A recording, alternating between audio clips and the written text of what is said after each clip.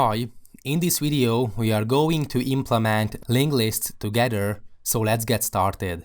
First of all, I'm going to create a distinct package with the name linked list, and I'm going to create several classes. We are going to have a node, as we have discussed in the theoretical section. A node is going to store the data itself as well as the reference to the next node. Of course, we will have the list interface, then we will have the linked list itself, and basically we will have an application.java from which we are going to test our application. I'm going to abbreviate it with app.java. So what about the node class? We would like to make it as generic as possible, so I'm going to use this t parameters with bounded types. So we would like to make sure that this t is going to extend the comparable interface, because we would like to compare items, whether it is a string, it is an integer, or is it a custom object. We would like to compare them. Okay, so first I'm going to have the data itself, so private t data, and of course we will have the reference to the next node. I'm going to call it next node. Okay.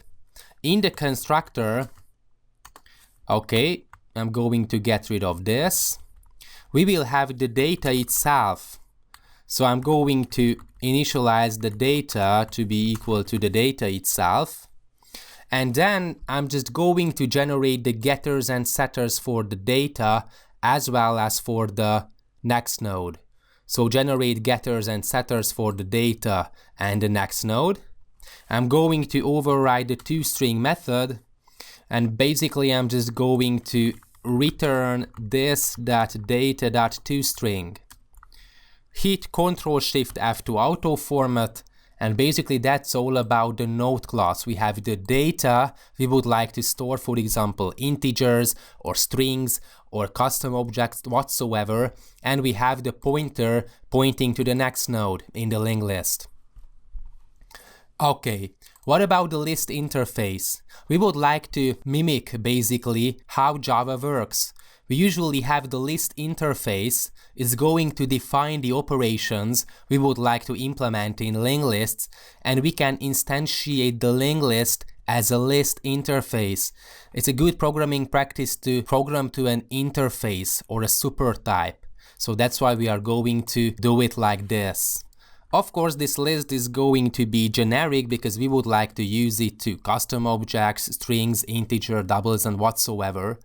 And we will have several methods. The public void insert, for example. We have the data we would like to insert. Then we have the remove method. We would like to remove some data from the linked list.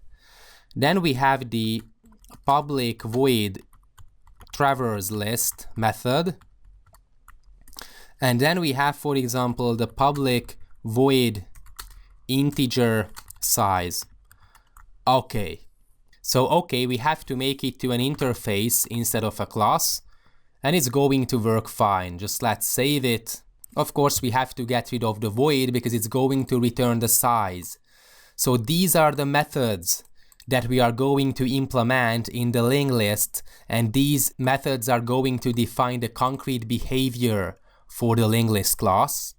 So basically that's all about this video. In the next one, we are going to implement the linked list class and the application class, and we are going to test that how to use our algorithm with custom objects. So it's very, very important that I'm going to use generics in this video with bounded type parameters and so on, because we would like to make it as generic as possible.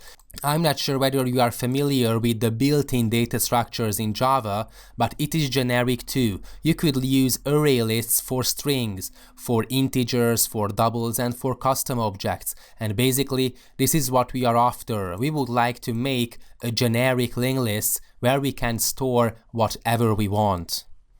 So in the next video, we are going to implement linked list and the application. Thanks for watching.